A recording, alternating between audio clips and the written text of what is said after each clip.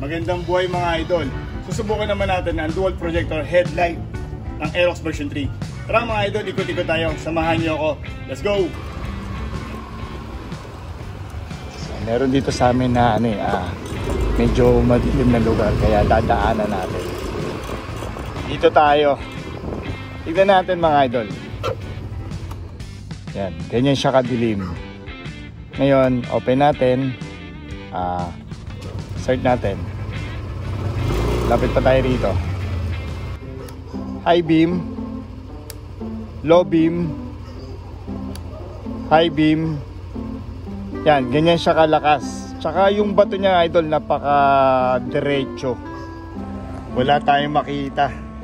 Sobrang dilim. Start natin. Yan. Ganyan yung ilaw ng ating Aerox version 3. Para na siya naka mini driving light. Kasi yung ilaw niya yun, nagdo-double core, naghahalo yung kulay na yellow tsaka white. Yan, parang rainbow. Yan ang low beam. High beam natin mga idol. Yan, high beam. Yun. Off natin. Dilim, di ba? Nasa sa inyo yan kung gusto nyo maglagay ng mini driving light. Tara mga idol, ikot pa tayo para makita nyo. Let's go!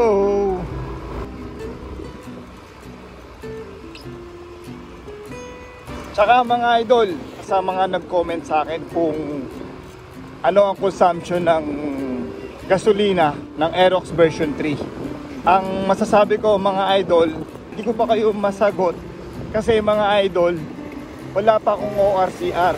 Hindi ko pa ma-ride itong ating Aerox version 3. Hintayin lang natin ang ORCR ko para maibiyahin na natin ito ng malayo.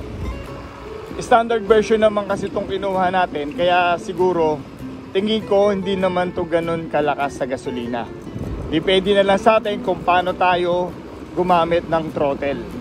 Nagpapasalamat pala ako sa mga sumusuporta sa akin at nanonood ng aking mga video, aking mga vlog. Maraming salamat po sa inyo. Sana huwag kayong magsawang sumuporta sa akin mga idol. Sana mga idol nagustuhan nyo ang aking pag-testing dito sa ating headlight. Sana na-satisfied kayo. So pa mga idol, marami pa tayong ipa-vlog regarding dito sa Aerox version 3 natin. Abang-abang lang tayo. Park na tayo. Yan, nakita nyo na mga idol ha. Kayo na bahala mag-decide kung maglalagay kayo ng mini driving light dito sa ating Aerox version 3 o okay na sa inyo yung ganitong, okay na sa inyo tong ilaw natin. Babush!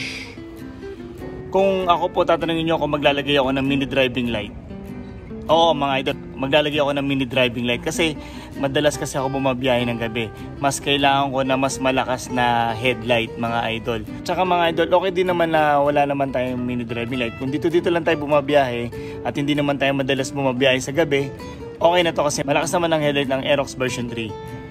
Pero tulad ng sinasabi ko, kung ako tatanungin nyo, mas kailangan ko ng MDL kasi mas madalas tayo bumiyahe ng gabi. Yun lang mga idol. See you in my next vlog mga idol.